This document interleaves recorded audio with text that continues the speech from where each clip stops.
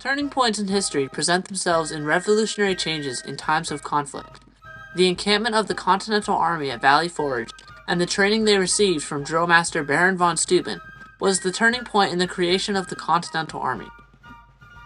The involvement of Baron Frederick William Ludolf Gerhard Augustin von Steuben was key to the Continental Army's success in the Revolutionary War through his training in army tactics, battlefield organization, and military logistics. The life of Frederick Steuben begins in the fortress town of Magdeburg, Prussia, September 17, 1730. When Steuben was 17, he enlisted in the Prussian army, serving as a lance corporal. Later, in 1756, he was a second lieutenant serving under General von Lestwitz at the start of the 7 Years' War, and was finally discharged from the Prussian army at the rank of captain on April 29, 1763. That same year, he met Louis de Saint-Germain in Hamburg, who 14 years later would become France's Minister of War, and would help pave the way for Steuben's trip to America. Through those 14 years, Steuben served as a Grand Marshal under Prince of Hohenzollern Hechingen, and later, in 1771, it was that same prince that bestowed the title of Baron onto him. Upon Steuben's meeting with Benjamin Franklin, Franklin was very impressed with the Prussian's personality and experience. Franklin knew that Steuben's experience exceeded that of his resume and decided he was perfect for the job. Steuben began his journey to America and eventually disembarked at Portsmouth, New Hampshire. He began to make his way to Valley Forge, Pennsylvania, where the army encamped for the winter. General Washington came out to meet him and he said, "Baron von Steuben, in the name of the Continental Army, I welcome you." These simple words Steuben could not understand because he spoke no English, but they were the beginning of a lifelong friendship. George Washington was the leader of the Continental Army, and he was losing the war. Almost all of his men were citizen soldiers, meaning they lacked experience and skill in warfare, and they were not disciplined. Steuben brought to the army what it sadly lacked: organization, discipline, and training. Steuben was sent to Valley Forge with one purpose: to train and professionalize the army.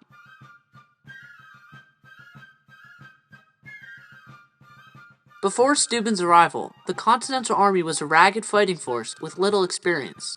Most of the soldiers' military equipment was barely used for fighting, and if used, was used in the wrong manner. Formerly, American soldiers seldom used their bayonets except to roast beefsteaks over the campfires. Aside from that, all of the soldiers in camp received different levels of instruction because there was no uniform training method. In Steuben's own words, each colonel exercised his own regiment according to his own ideas, or to take those of any other military author that might have fallen into his hands. The march and maneuvering step was as varied as the color of our uniforms. These flaws in the army made Steuben very worried about how he was to proceed in his task of training the army. In Armstrong's words, what Steuben found appalled him.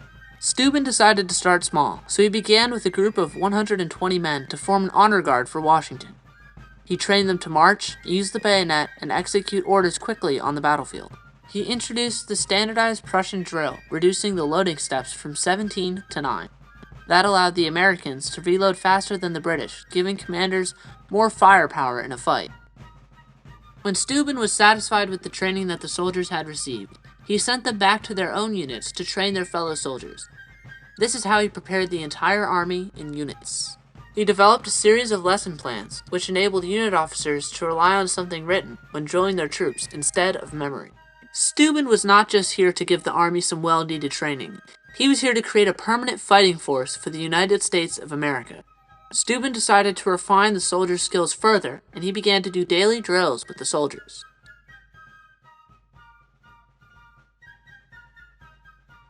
Previously, the Continental Army had very poor marching file and overall shape on the battlefield, with long, straggling lines, thus losing precious time in forming to fight. These long, straggling lines were due to the type of tactics and line fighting that the Americans used that were based on Indian-style tactics and line fighting, which made most tactical maneuvers of the time impossible. Steuben had been carefully planning his moves. While he was training them in basic skills, he was also dividing them into groups and units to create organization. He even began to discipline the troops, continuing their transformation into a professional fighting force. Every day in the parade field, he would drill them in maneuvers and fighting sequences that they would need to know on the battlefield. Every day, day after day, week after week, fair weather and foul, von Steuben and the troops practiced close order drill and all the maneuvers that an 18th century Western army needed to know. Steuben's work was starting to bear some fruit. In a few short weeks after his arrival, even the Baron himself could see the results. The army was marching to a regular step and could execute battalion and even regimental maneuvers. Steuben did not stop there.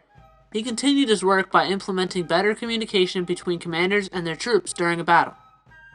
Previously, the generals had to ride around on their horses, cajoling the troops to get them to do maneuvers. But now, they could give an order with the confidence that it would be carried out. Steuben's mission was a success, and the soldiers of the army were now a disciplined fighting force capable of holding their own against the British.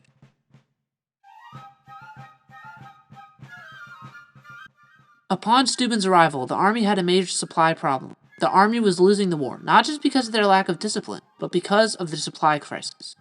Steuben knew that the war could not be won without an upgrade in the status of their supply lines. He drilled the men with meticulous care and introduced a rigid system of accounts. Steuben was determined to do whatever he could to get their supply on track, and so he began his grand project.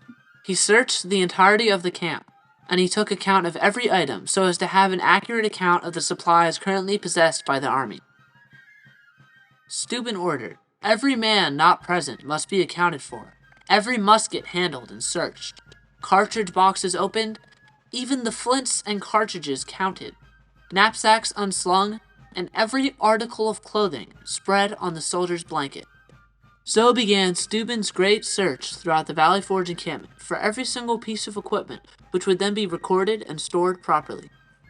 What Steuben found was greatly disturbing to him. Guns were rusty, and since no account was kept of equipment, arms and clothing were usually carried home at the completion of the brief terms of enlistment. To solve this problem, Steuben created detailed rosters and reports of all equipment so as to be certain that no equipment was taken home, damaged, and/or lost. The procedures he introduced also taught soldiers to take proper care of their weapons, to clean them, to use them properly, and to protect them from the elements. The number of guns lost had been reduced from many thousands to 8. Officers had a better appreciation of their duties. Not only that, but morale, despite the harsh conditions at Valley Forge, was at an all-time high. The excellent morale on its own was good, but what it meant was even better. The higher the morale, the less desertion. And the less desertions, the less supplies were carried home, allowing for the army to retain its supplies and grow as a fighting force. Steuben also helped to teach the soldiers how to better set up their encampments. Previously, they were all disorganized. He demanded that military camps be kept sanitary and be ready for inspection, especially weapons and equipment. He also set up a system of property accountability and supply procurement for the army, which was essential in stamping out corruption and waste. Most importantly, he gave General Washington an accurate accounting of the Army's true battle strength and equipment supply, which had both been sorely lacking. The new sanitary systems reduced sickness and helped maintain professional pride. Steuben had finally done it. He had finally and successfully trained the Continental Army to be a formidable fighting force capable of defending their country from danger. The introduction of Steuben to the Continental Army was key to their success in the Revolutionary War, and through his training in army tactics, battlefield organization, and military logistics, the ragtag Continental Army was victorious against the daunting British forces. He accomplished these successes through his valiant efforts in the introduction of modern tactics and maneuvers, the introduction of rigid structure and better communication, and the introduction of rigid accounts and proper camp setup. Steuben's grand accomplishments at Valley Forge were the turning point in the war and enabled America to achieve one of history's greatest victories.